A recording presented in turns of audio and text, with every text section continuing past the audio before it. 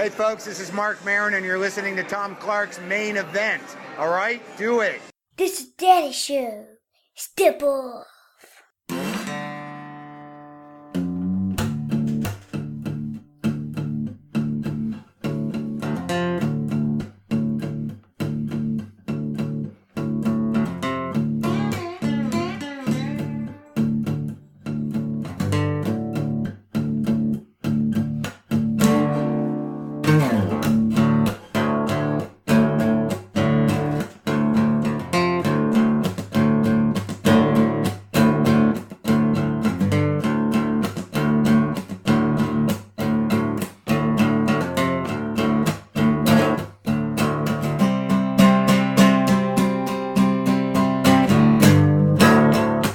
Hey, what is up? Welcome to the program. Thank you for tuning in.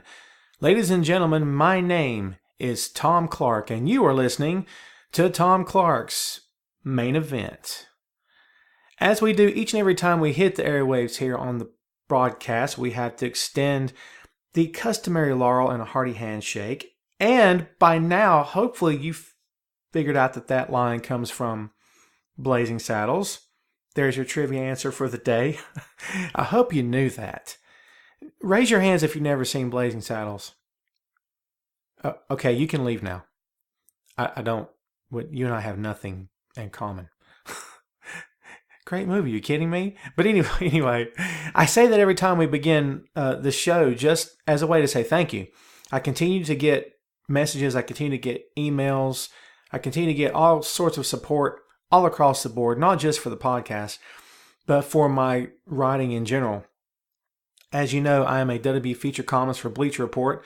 I also contribute to Eric Gargiulo and the Camel Clutch blog, a great pro wrestling / MMA blog that he has going there. Great stuff. And also, I write for whatculture.com. Now, again, if you're familiar with my work, you know I've left out a website there. I was contributing to JBL's Layfield Report, which was a great gig. I loved it. John Bradshaw Layfield's a great guy, by the way. Good person, actually, to be quite honest with you. Don't let the hat and the loud, boisterous ego and all that on TV fool you. The guy he's top notch. He's first class. But unfortunately for me and the other guys that were writers on the site, and for fans that read and kept up with the blog each and every day of the week, JBL decided to close up shop. The Layfield Report is no longer active. It's still there if you want to check it out. You're more than welcome to. My work is still there. At the end of the day, and over I think it was about 2 years I wrote for him, I turned in a grand total of 297 pieces. So had I known that the website was going to be closed up eventually, I would have pushed to make it an even 300. But you know what it is. I don't look back on that time as anything negative. It was a great experience for me. And I do appreciate the platform that John gave me. I thanked him recently on a personal level. So yes, what's in the cards now for yours truly? Well, I'm going to continue pushing on.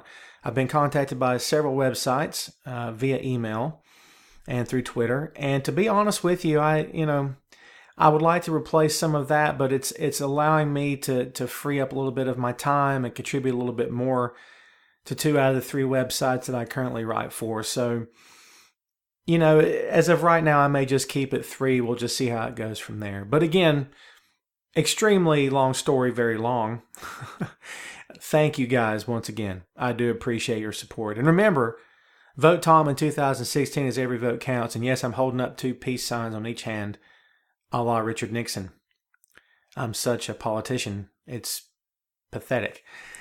So let's just get down to this because I'm looking forward to this. This is episode 8 of the podcast. And this time around, the main event is the rise of Dean Ambrose.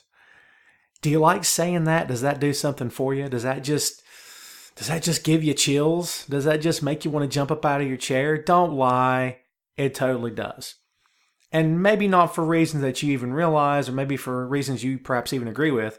We'll get into a lot of that later. But let's just get down to the nitty-gritty, folks. Dean Ambrose, the de facto leader of the Shield in the very beginning in WWE. He was the mouthpiece for the group. He was the man that did the majority of the talking. He was a man that sort of unofficially led them into battle against every three-man group that the company could ever throw at them. John Cena, Sheamus, Big Show, Chris Jericho, The Rock, The Undertaker. No one could stand up to the Shield, man. They destroyed everyone. They did in almost 2 years with 3 guys. What it took the Nexus with, what did the original Nexus have? 7 guys, I believe it was. All those guys, the Shield did that and a lot more. And the biggest difference between the Shield and the Nexus, by the way, if you're taking notes, is the Shield worked on every level. It's extremely hard to get 5+ guys into a faction all together and expect them all to get over individually. I didn't say it was impossible. I just said it's extremely hard. But you narrow it down to 3, you get a good, manageable number, and it worked. It worked in every way. Seth Rollins, Dean Ambrose, Roman Reigns, they all 3 got over. They all have bright futures in the company. They're all doing everything they can to become the next guy. That's what it's all about. As of right now, however, out of the 3, Roman Reigns is on the shelf with injury. Seth Rollins is doing his thing in the Authority, but Dean Ambrose is the breakout star of that group. Dean Ambrose is hot right now, red hot, and he's only getting hotter. The Lunatic Fringe. I love that nickname. Everyone keeps talking about the Tom Cochran song. If you don't know Tom Cochran, go look him up. Check him out on iTunes. The guy's one of the best rock voices I've ever heard. Very raspy, very earthy tone to his voice, really raw and just sort of unbridled energy to that guy whenever he sang. He had a comeback album in the 90s, Life is a Highway, which has since been redone by a country band. We're not going to talk about that. So to my fans out there who enjoy country music, my apologies, but it's not really my bag. But Lunatic Fringe, that's where he came from. Lunatic Fringe is getting over to the max, is Dean Ambrose, from his promos to his ring work and everything in between. Fans to the point that they are blowing the roof off every time he hits the ramp. That music starts. You know, in the beginning, the music was kind of blah, I don't really care. But honestly, the music's growing on me, and at this point, as soon as it hits, you know who it is. Why change it now? So, I mean, people talk about, well, he should get a band to do the music, blah, whatever. To me, it's a moot point. It's working for Dean. Why change it? But every time he shows up on the ramp, that music hits, bam, instant pop. He's blowing the roof off the place. Dean's reactions are getting better and better and better. And let's just be straight about it, man. He's becoming must-see TV. The crowd has warmed up to him. They've accepted him as one of their own. They see him as one of them. Though he does have that unstable personality. Now, how many people can actually identify with an unstable personality? Not many. How many fans watching at home will consider themselves crazy, psychotic, obsessive, mentally unstable? That's not really the point here, folks, because Dean, and I recently published a piece on Bleacher Report about this very thing. Dean Ambrose is just one of those guys that has that connection. Okay? He has that connection. He has that connection with fans that says, look, I'm one of you. Okay? I look like one of you. I sound like one of you. I'm not 7 foot. I'm not 300 plus pounds. I'm not a former MMA fighter. I'm not the face of the company that's selling a different t-shirt every week and rolls over guys as if they're not there. All due respect to John, no hate mail, please. But Dean Ambrose's shtick, his whole shtick is that, look, I'm just one of you. I just throw on a pair of jeans and throw on a wife beater and I just go to the ring and I take care of my business. That's who I am. That's what I do. I mean, think about that, folks. That's some big time stuff. And it gets over. You know, for anyone out there who disputes, well, okay, look, you need to have a gimmick. You need to be able to do this and this catchphrase. Come on. By the way, has Dean had a catchphrase? Dean's got one catchphrase that I know of, and it's yep or nope. Isn't that it? I mean, that's all he's got. Oh, and guess what? He doesn't need it. He doesn't need it. Okay, he has something, very primal. Something, again, that fans can connect to. We talked about this in episode 7, the Stone Cold effect. that Dean Ambrose is the modern day version, maybe not of Stone Cold the Man or the Worker in the Ring, but he is a modern day version of that gimmick, of that angle, of that connection to fans. Dean has the Dusty Rhodes connection. He has CM Punk. He has Daniel Bryan. When you look at Dean Ambrose, you just don't see a pro wrestler.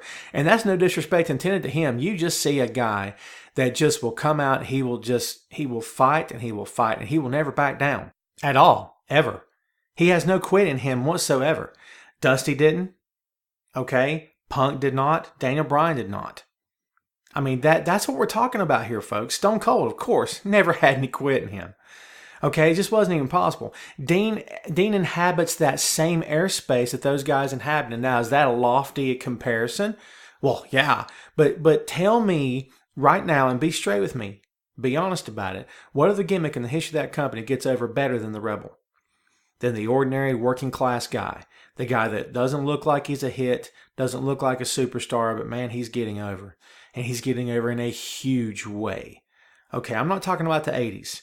The 80s were a different era. Okay, the entire company was geared around Hulk Hogan. Mr. Wonderful Paul Orndorff looked the part. The Ultimate Warrior had that amazing body.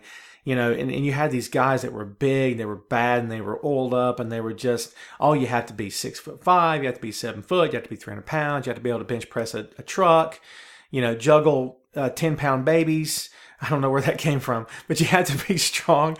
You have to be crazy, wicked strong and powerful, and have the look and have the mentality and have all the boisterous ego. Whatever, man. Those days are gone. They're over. That stuff's not. It's not working anymore. And you got Stone Cold to thank for that. And I'll be honest with you, I'm glad it happened. To be honest, if I can just be straight with you for a second, I'm glad that Stone Cold is the man that facilitated that change. I truly am, because Austin is the one that made that happen. Had it not been for Austin, had it not been for his work, for the fact that he just looked like a regular guy that just threw on a vest and went down the ring and just destroyed everyone in his path, I don't know that we would have ever seen CM Punk hit the heights that he rose to, and then Daniel Bryan after him, and then now, bam, Dean Ambrose. Dean Ambrose is the continuation of that storyline. He's a continuation of that character. Long after Dean Ambrose is gone, someone else will take Dean Ambrose's place in terms of that character, in terms of that connection to the crowd. He has it. He has it. But why does he have it? That's the question. Well, it's very simple, because he's entertaining. It's very simple. He makes you want to listen to him. And let's be honest, you can't take your eyes off him. The spot with the hot dog vending machine on Monday Night Raw when they were in New York, that was amazing. And by the way, kudos to Seth Rollins for selling the sauerkraut being dumped on his head. Did anyone catch that? Seth selling the sauerkraut, oh my God, that was amazing. That was a pillow being thrown into the face of Frank Drebin on the Naked Gun, a Police Squad. That's how good that was. Where he's like, and throws it down. Dude, it's so good. Top notch. Tell me they're not having fun. Tell me that Seth and Dean are not having fun in these roles against each other. They had a blast in the Shield. If you can't see that, you're blind, man. Go buy a pair of glasses. I mean, the clock's ticking for you, brother. You're headed for the home. It was obvious they were having a blast. They're having even more fun now. They have to be. It translates. I mean, Seth and Dean are just blowing it up in this feud. And now that John's out of the feud, and we'll get back to John here shortly, but now that he's out of the feud, we have the chance to actually see Seth and Dean tear it up. Hell in a Cell's coming up, okay? The Hell in a Cell match between Seth Rollins and Dean Ambrose. How long have we waited for this one? How long have we waited for these two guys to get at each other, locked up, where no one can interfere? No authority, no Triple H. By the way, if you believe any of that, you'll probably believe anything. If the authority has anything to say about it, they're going to show up. They're going to do something crazy. But hopefully it won't happen until after the match, because I'm going to tell you right now, they will tear it up. And I have an early prediction for you. Get out your pens and paper if you still use those sorts of tools in this day and age. But write this down, punch it in on your notepad, use it text, do something. This will be a potential match of the year candidate. You guys know that, right? None of you are that shallow that you can't see that. Seriously, this will be a potential match of the year candidate. We're going to be talking about this match next year and the year after that. In my opinion, I think it's going to be one of those matches that just stands out from the rest of the pack or the rest of the 12 months of this year. I truly believe that. And we have Dean to thank for that. Not only that, but the chemistry he has with Seth. Where's that come from? Seth is low-keyed. He's all business. He's authority. Dean's over here with that smile on his face like, oh man, you're nothing. You're not that impressive to me. I'm not buying anything you're selling. That's that mentality. Okay, that is that character that just does not fall for anything. He doesn't believe anything that you say. I mean, he questions everything. He's that guy. Remember the guy that you went to school with, that the teacher's up there doing her thing, and then you have that one hand raised up and say, I disagree. You know that one kid that never bought in, he always bucked authority? That's Dean. He was the one saying, you look at Dean Ambrose and you say, black is black and white is white. And Dean says, I don't know about that. What if black is white and white is black? How about let's talk about that? He's the guy that directly contradicts what you say. Why? Because he just doesn't want to follow the norm. He doesn't follow the standard. He doesn't much care for someone standing up in front of a crowd of people and saying, this is the way it is, believe it. He would have been the one disciple that would have caused more trouble for Jesus than anybody else did. Maybe he wouldn't have been Judas, but he would have been the guy that would have been loyal to Jesus, but at the same time taking Judas out. Okay? Because he would have been that one voice saying, all right, I don't really have much of a problem with you, but you I got a problem with because you think you're the top dog. You know what I mean? You think you're going to do something bad. That's Dean. He doesn't back down from anyone. He just doesn't. That's the whole point. He will rock the boat every time the opportunity is there. The fact that the Shield got along for as long as they did with Dean Ambrose's combustible personality and that character is just amazing to me. It's amazing. The way we see him now, it's hard to even imagine him going along with the program then. Okay, not the guy. Let's differentiate here, folks. I'm not talking about the actual talent, but the character that he's portraying, the fact that he would go along with a fashion like that for so long. But of course, they play it off again back to Dean's loyalty. And sort of that's where it comes from. That as long as you're loyal to him and you prove that you're going to be there for him, then he's got your back till infinity. Okay? And that's where Dean's coming from. And again, how do you not connect to that as fans? Be honest. Okay? Now, again, he's entertaining. He makes you want to listen to him. Can't take your eyes off him. Every time he's on the TV, you're just waiting for him to do something. And there again, I keep going back to Austin. Think about it, people. This is what we're talking about. How many times could you not wait to see Austin? Well, every week, right? Every time he's on TV. Oh, I can't wait to see Steve. What's he going to drive? What's he going to say? Who's he going to stun? What's he going to do this time out? How many people of you right now out there today, listen to this, are thinking the same thing about Dean? Oh, I can't wait to see what Dean does on Raw. I can't wait to see him on SmackDown. What's he going to do?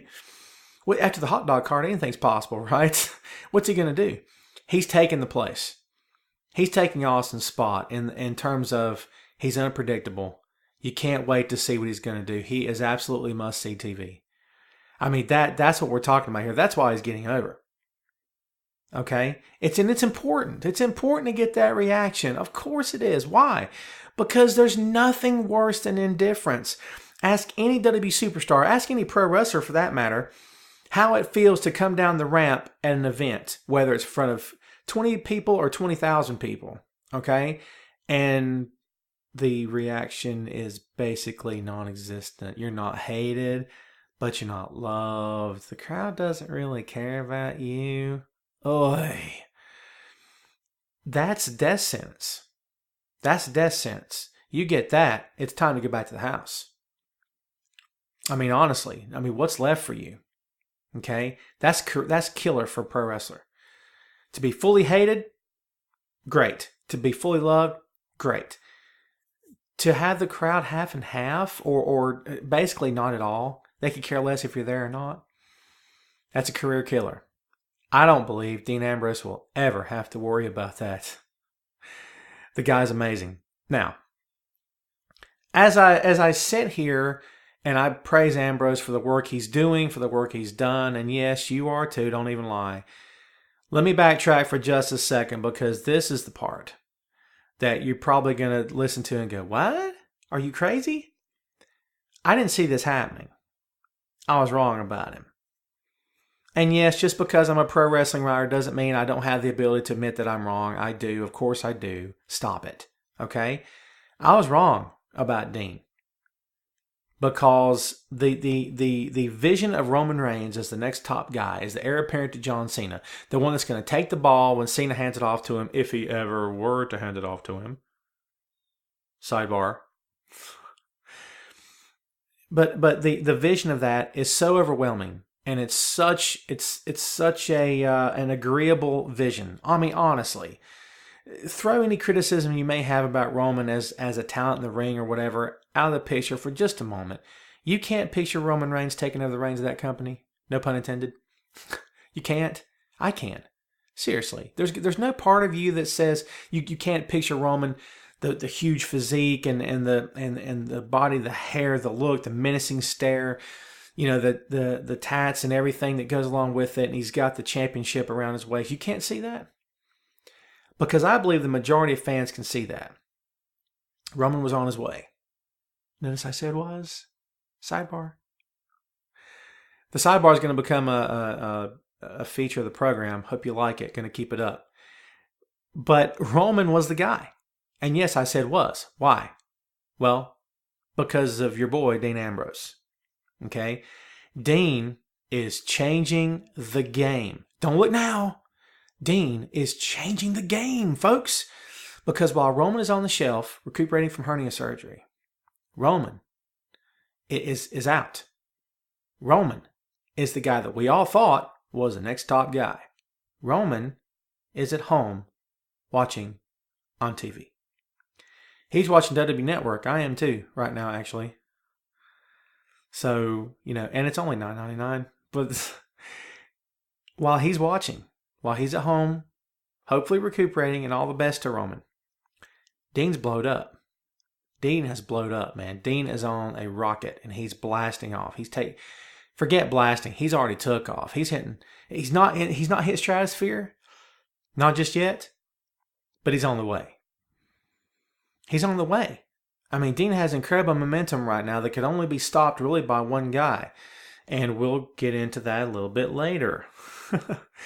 But not much can stop him right now. So if you're Roman Reigns and you're sitting back and you're going, oh, hey, what about me? What about Roman? Plans could change. Plans could change. All right? Roman was supposed to be the one catapulted to the top, not Dean. Dean, in my estimation, okay, love me or hate me for this, he was supposed to be the top heel. And he may very well be. This could all work out exactly the way I think it will.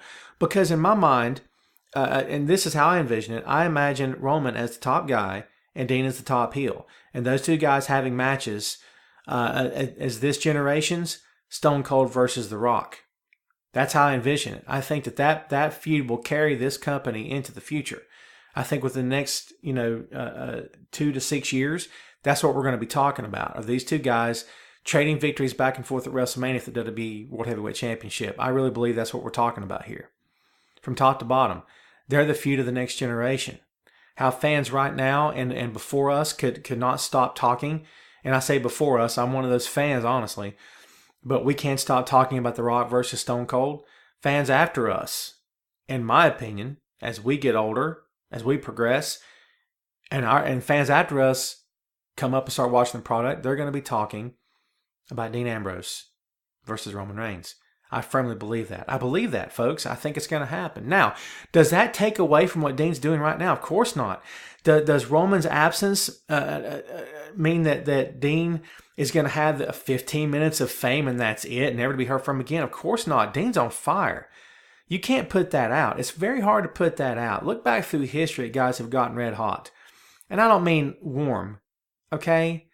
Warm. I'm talking about searing hot. I'm talking about white hot. Okay, I don't know if Dean is white hot yet, but there again, I think he's on his way. And it's going to be extremely hard to stop that, barring any gruesome injury, barring any personal misconduct issues that could actually happen at some point for whatever stupid reason. Whatever the case may be, barring any of that nonsense from ever happening, Dean's going to get white hot. And when he does, brother, look out, because game on. So right now, Dean has this incredible platform. He's got this space to work in. Roman's not there. Dean's took it by the throat. Whether they've told him to or he decided to, or it's a combination of both, whatever the case may be. There was a hole left when Roman left. There's a hole left. Dean's filling it. He's doing a bang-up job. And a lot of people believe he's doing better. He's doing better than Roman could ever do. I get into verbal sparring sessions with fans on Twitter sometimes, and there's one in particular, and she knows who she is. But yes, Jody is her name, and she's actually a gigantic Dean Ambrose. I'm not going to call her a mark. I don't care for that. Everyone uses it. No one understands what it means. Let me boil it down to you. Sidebar.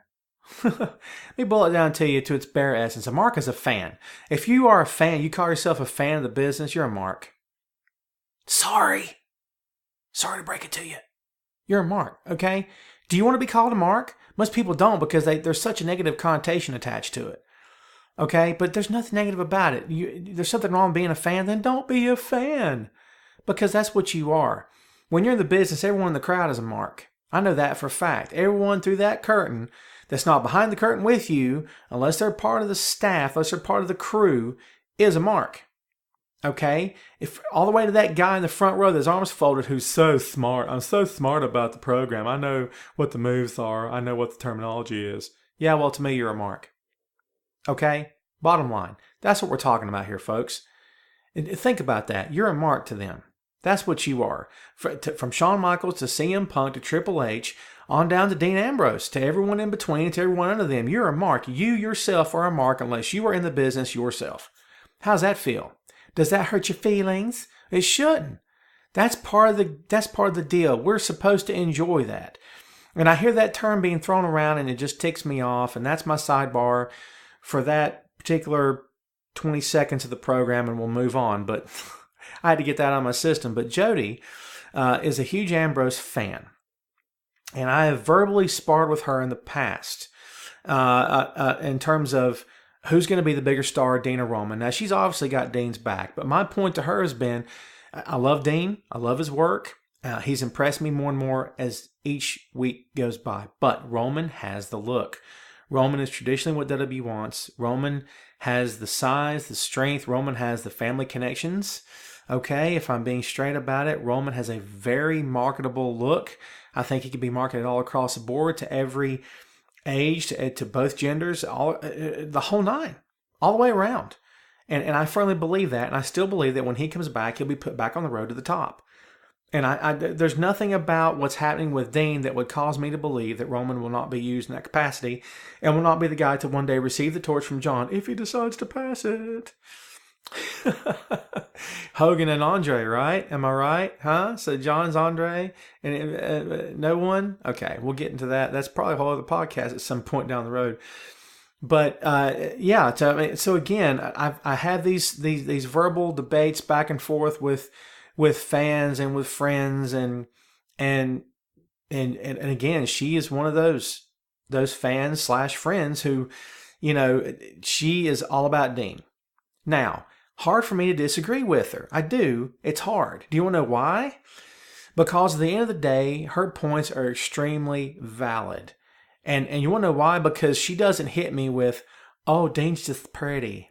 He's just so pretty. That's why I love him. Oh, let me just tell you really quick, and you can, maybe this isn't a sidebar, it's just a comment. There's some, how do I put this very mildly? There's some very dedicated fans when it comes to Dean Ambrose, and a whole bunch of them are female. Okay, I've got a whole podcast lined up called Sex Appeal in Pro Wrestling, and it's going to eventually go down here for the main event. And we're going to get into those topics in a whole lot more depth. But I will tell you that, there's fan fiction out there. There's some tweets. There's some Facebook stuff. There's some, what's it, Tumblr? I don't do Tumblr, by the way. If you're looking for me, I set up an account, never used it. I never could quite get the hang of it. Sidebar. Didn't really care about it. But folks, there's a lot of, okay, maybe this isn't too harsh for her. There's some wacky stuff out there when it comes to Dean. It's a little scary. But she's not like that. She's not obsessive when it comes to that. See what I'm saying? She's more middle of the road, where it's like, look, okay, he looks great physically. I'm a fan of that, but here's what he brings to the table. And you know what? That's an interesting comment when it comes to the Shield, but Dean specifically, that he's brought female wrestling fans back to the forefront. Not just because they think he's pretty, but because they appreciate what he does in the ring. Okay, they'll pop off an arm drag just as quick as they'd pop off him smiling and his pretty face being up in the camera. I mean, seriously, and it's bringing fans to the table. We'll know what's wrong with that? Nothing.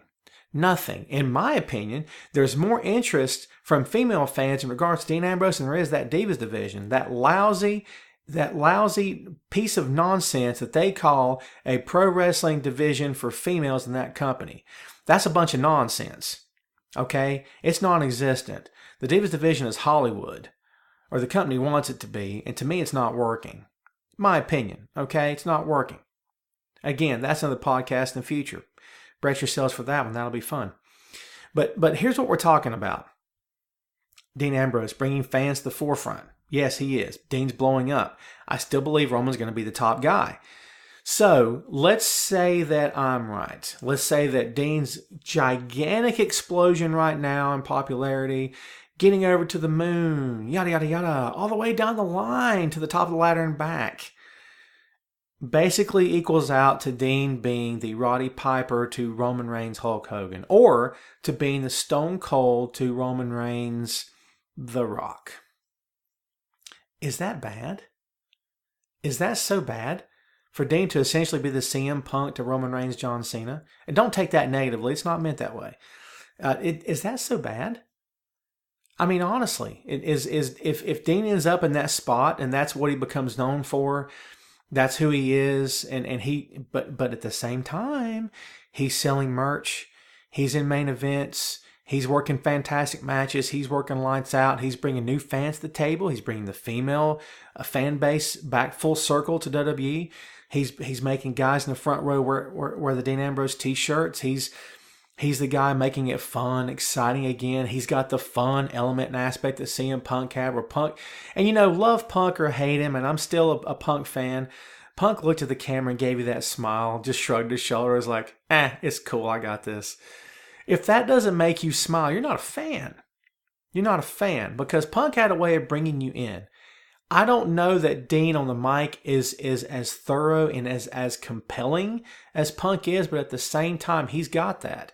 He's got that ability to reach through the TV, to smack you in the face, say, hey, wake up. You can wake up now. Divas match is over. I'm on TV. Not everyone can do that.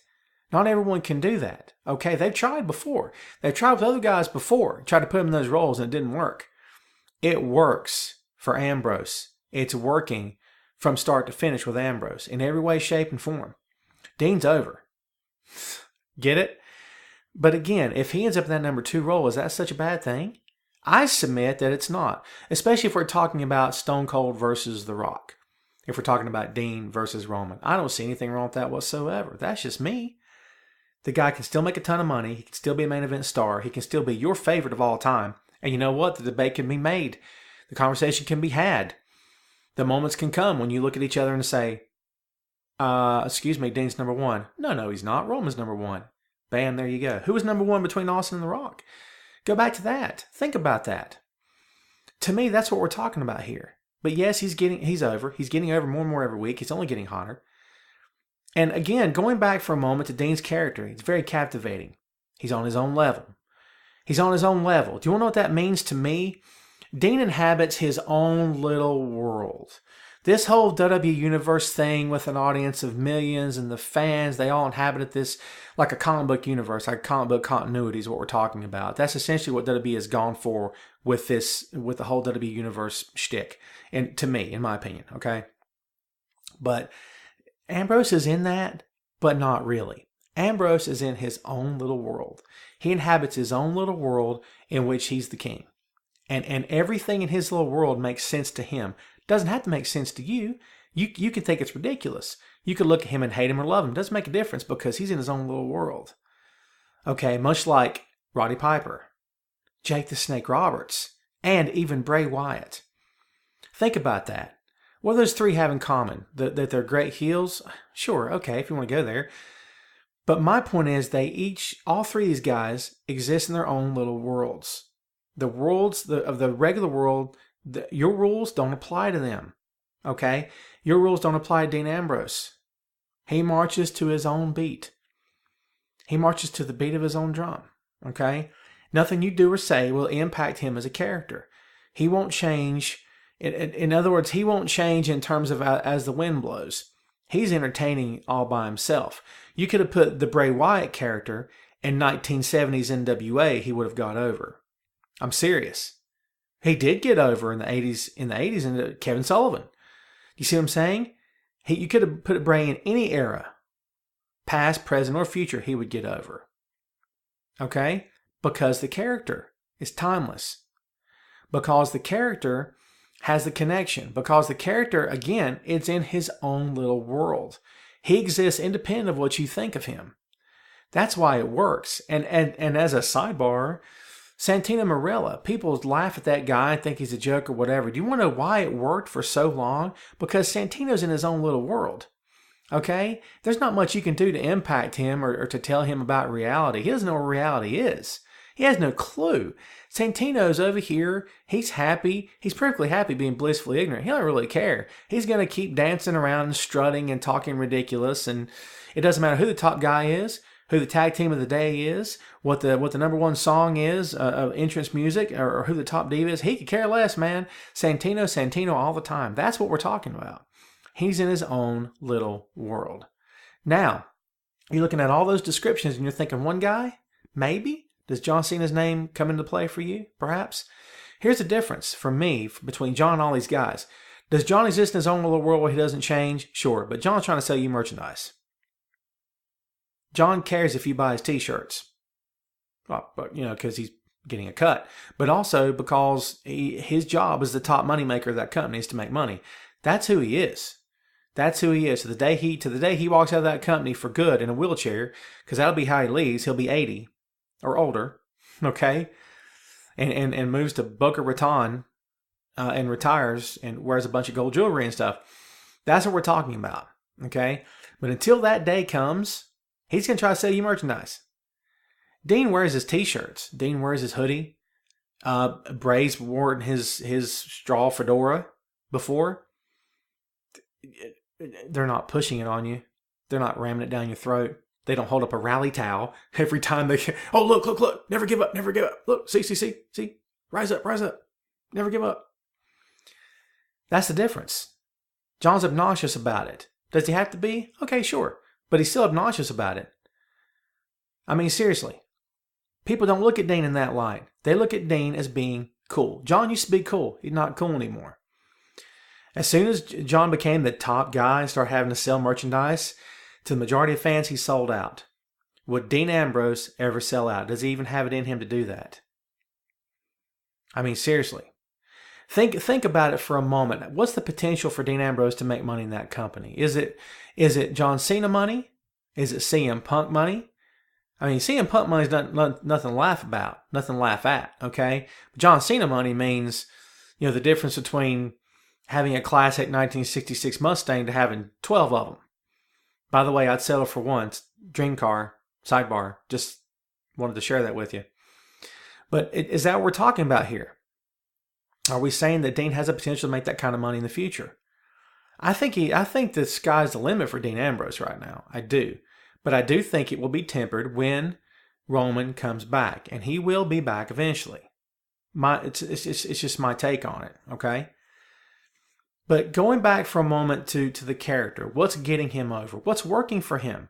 Again, he's got, what you would say an everyman quality. He has that connection to fans.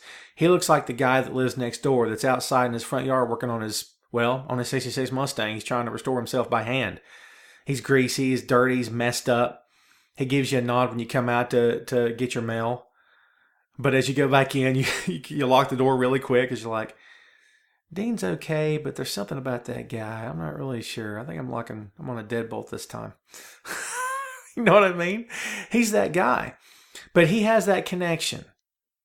He has that connection to fans, okay?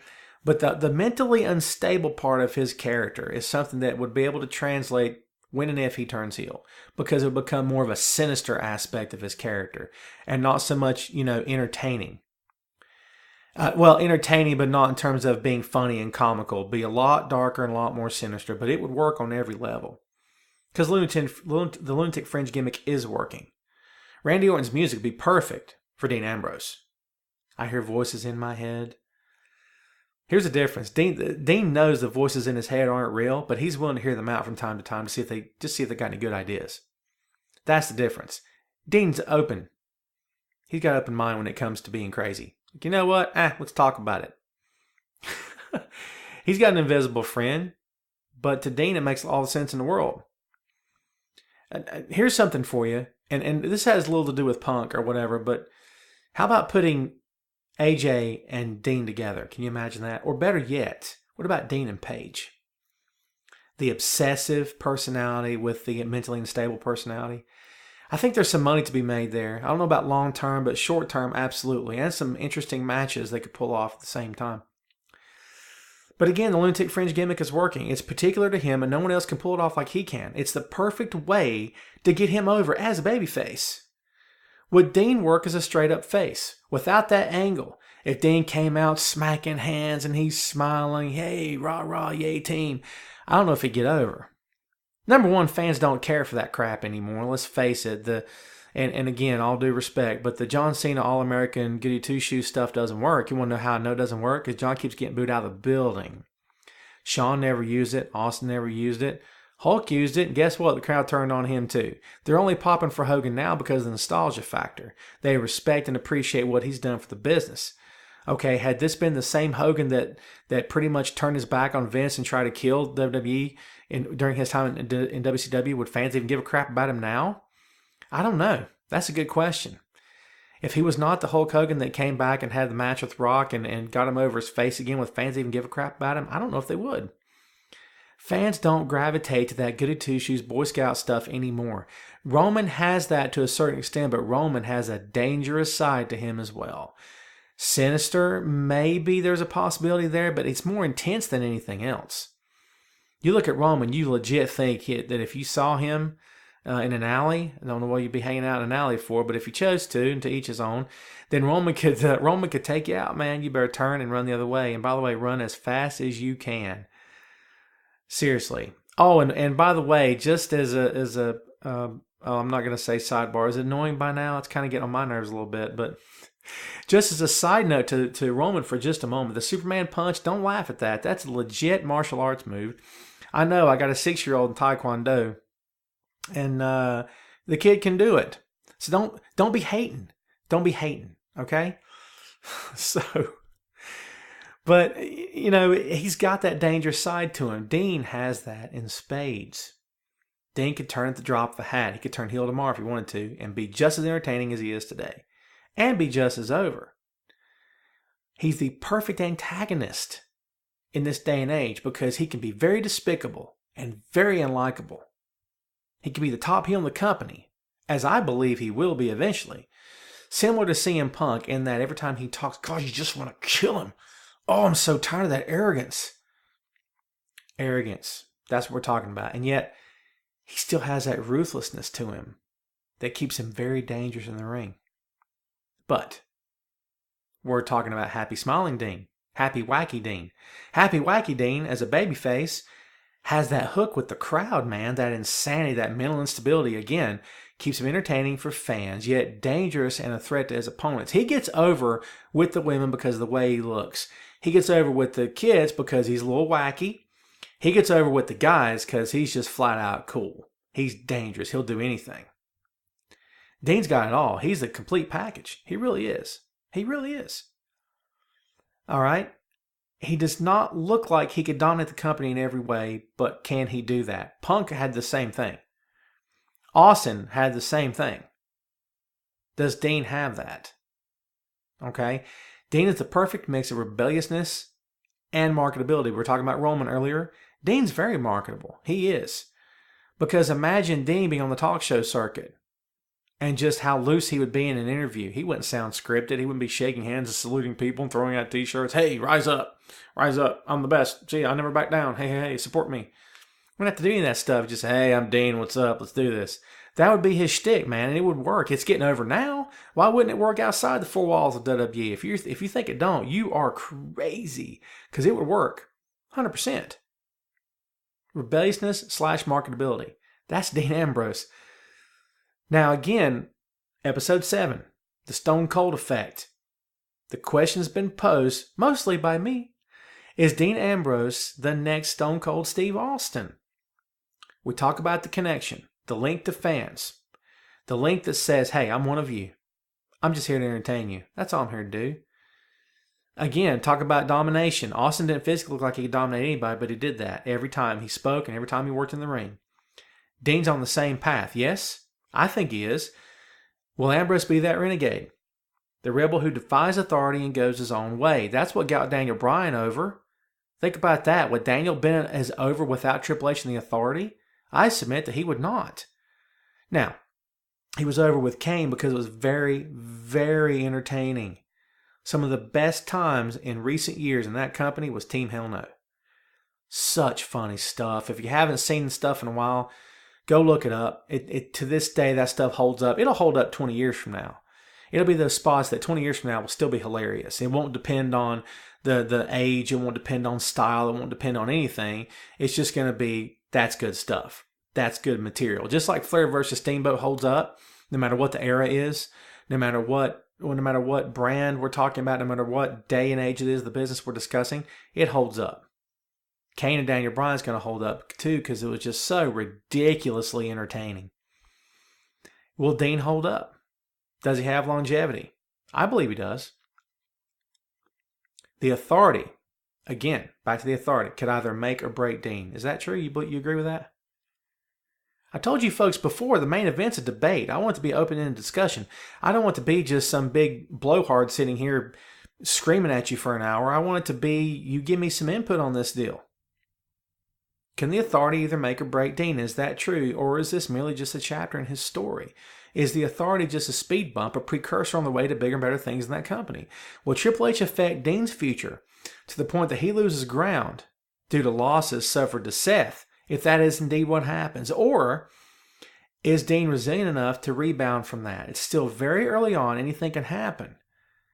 He has a lot of time to improve, to get better, and to just keep getting hotter.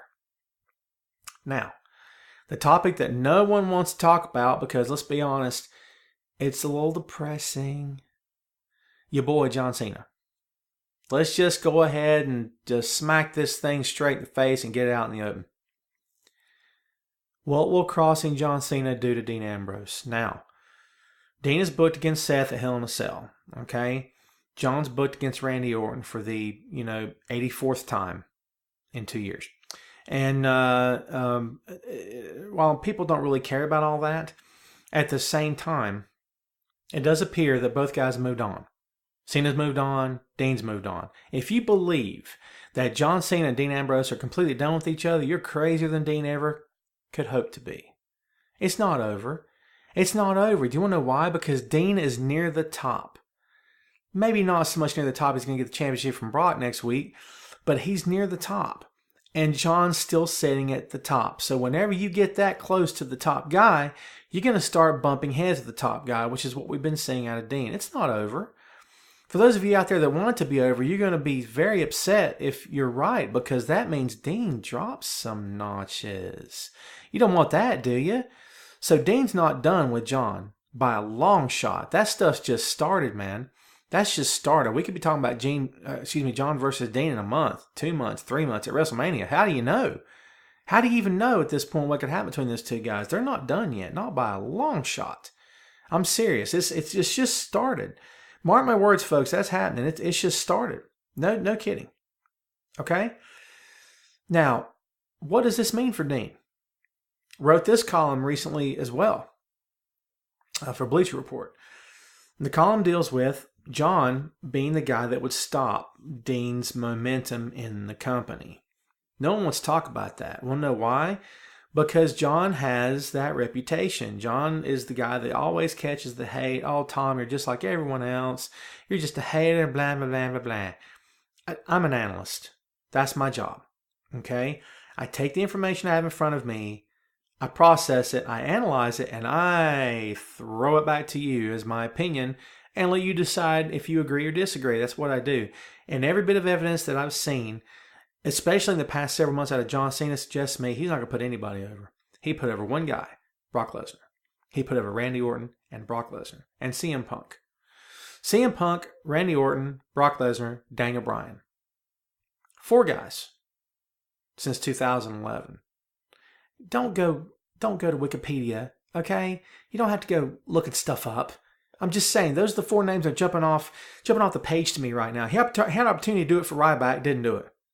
Had an opportunity for Bray Wyatt, didn't do it. Had an opportunity for Mark Henry, didn't do it. Now, was it because he's a big meanie head and he won't do the right thing? Oh, get out of town with that crap. I'm not suggesting that John is such a vindictive, piece of crap that he's not willing to do business. I'm not saying that at all. If it wasn't the right time for Mark to do something, if Bray's not ready, then it shouldn't happen. What I am saying is that when Bray wins one match out of how many they have? 6, 7? And then Bray gets dismantled on Monday Night freaking Raw with the whole world watching. The moment it became apparent that Cena was going to take that whole match and Bray would get nothing, Twitter absolutely exploded.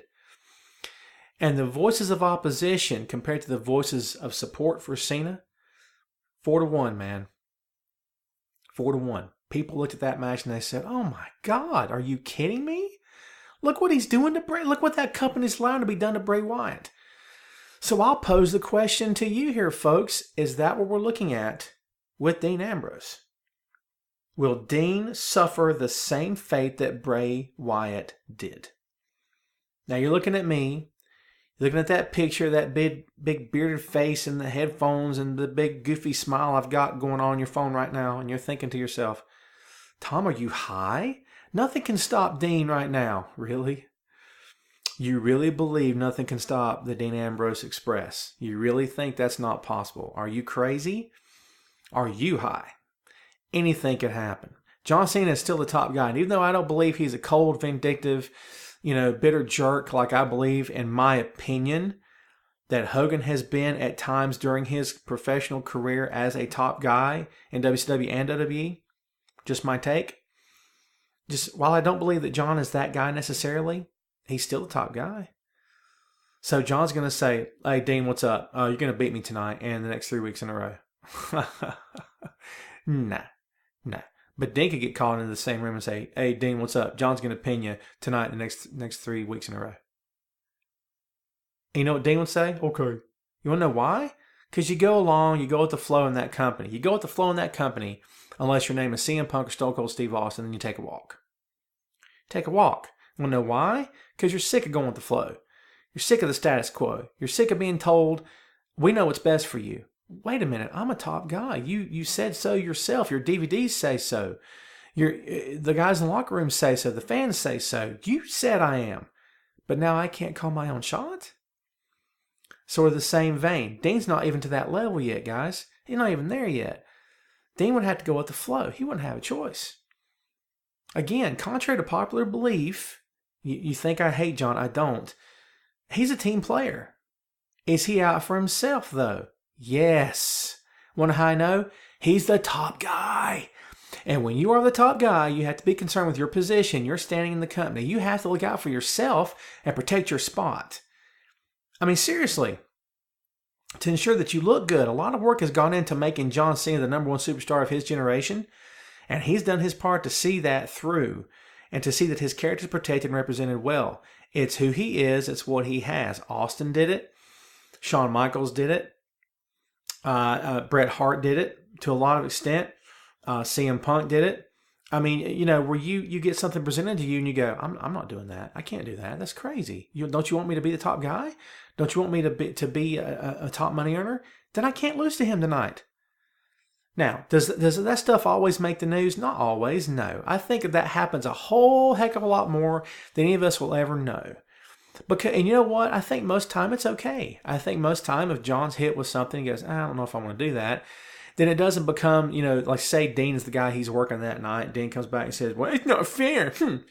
My kid has this thing, by the way, throws a tantrum and he folds his arms around his chest. I'm doing it right now, actually. And he goes, and he just turns around. I don't think that happens as often as you think it does. I really don't believe it does, man. I believe that a lot of times it's like, look, John, we're just pitching this idea to you. What do you think? And then John hits him with something else. Oh, okay, that works. And we could hate John Cena for that all day long, but I don't think that he's necessarily, again, is that big evil, that evil despot that's just ruling WWE and just no one can get over on job because he said so. No, because WWE says so. All right? Now, John has to go along with it. John has to be willing to pin or get pinned. I mean, seriously, he's a grown man. He'd kick out if he wants to. I mean, he can. You know what I mean? Up to him. Andre could have kicked out when Hogan pinned him. I'm just saying. But again, what does this mean? Cena's a company guy. He can see when someone is getting hot. He knows Dean's getting hot. Come on. Now, as the company guy, if Dean gets to the point of not being hot, but being molten lava, and I'm talking about it's obvious that the company has a direction they could go with Dean if they chose to. Fast forward 3 months from now, and it's gotten that hot. We're talking about Stone Cold does the promo at King of the Ring and says Austin 316 for the first time. I'm talking about that hot. I'm talking about supernova here, folks. Let's say 3 months from now, we're talking about supernova for Dean. You really believe that John's going to go, I'm not going to move? Really? John should not get in Dean's way if that happens. I don't think he will, and he shouldn't. Dean's fans may say he better not, but it's still John's company, bottom line. John could always say no. Will he? I don't think he will. I seriously don't think he will. I think if it got to that point, not only for Dean but Roman, either one, I think if the company chose to go in that direction, they went to John and said, John, it's time. We're going to start pulling you back. John would have to pull back. Guys pulled back for him. John Layfield did the job to John. He did. Didn't have to. But John knew what the future was. You see what I'm saying? Now, John was never the top guy like John Cena is, obviously. But at the same time, JBL could have said no. I mean, seriously. He could have. He didn't. Because he knew what the future held. What does the future hold for WWE? Are we talking about Dean Ambrose? I believe we are. Dean Ambrose, the Lunatic Fringe. He's the guy, man. He's the guy right now. Is he the one you want to see in your main event from this point on? I got to be honest with you. Dean's impressed me 6 ways from Sunday. He really is. He's come a long way in his professional career. He's come a long way in WWE. And he continues to raise the bar every time he's in the ring. His ring work speaks for itself. Dean can work anybody. Arguably the best worker out of the 3 Shield members. I say arguably because Seth is really good, okay? He's crazy good. Dean is crazy good as well, but in a different kind of crazy. You know what I'm saying? So, again, Dean Ambrose, Lunatic Fringe, mentally unstable, next big superstar.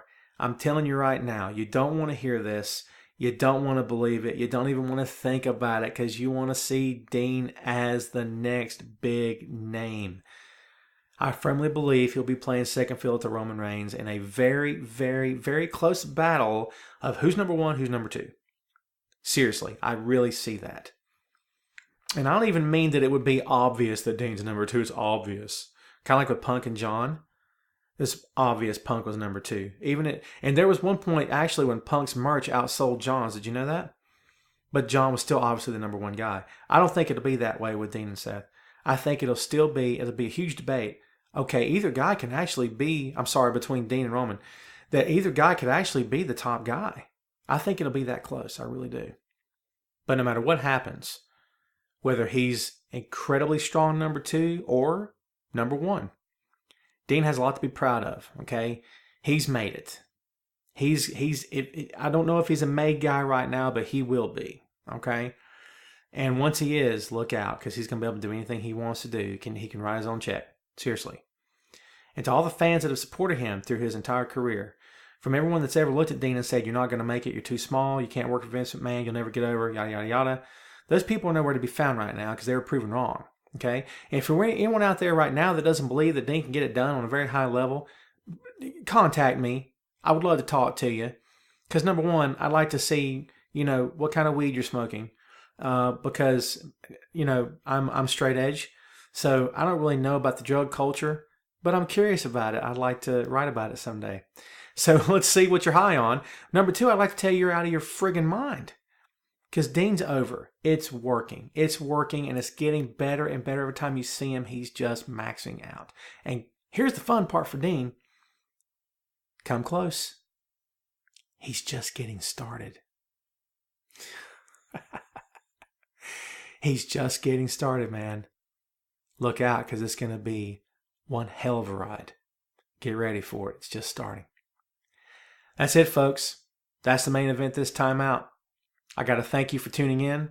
Thanks for subscribing. Tell your friends, tell your family. Make a listening night of it, man. Get everybody around the iPhone or the iPad and just pop some popcorn and go to town. Send me your emails, tomclarkbr@yahoo.com.